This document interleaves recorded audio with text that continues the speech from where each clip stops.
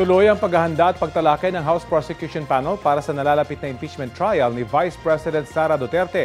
Sa kabilayan ng alok ng reconciliation ni Pangulong Bongbong Marcos sa mga Duterte. May ulat on the spot si Tina Panganiban Perez. Tina?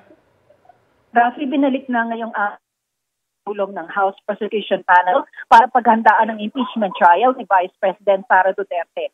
Ayon kay San Juan Representative at Impeachment Prosecutor Isabel Maria Zamora, alas 10 ngayong umaga tinakda ang kanilang pulong.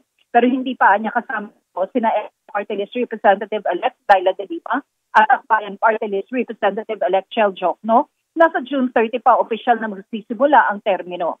Kahapon nang makausap natin si Jokno habang nagtutour siya rito sa Kamara, sinabi niyang wala siya natanggap na anumang imbitasyon sa anumang pulong ng prosecution panel.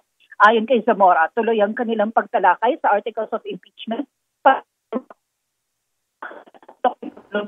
Marcos na reconciliation sa mga Duterte dahil trabaho raw nila ito. Rafi?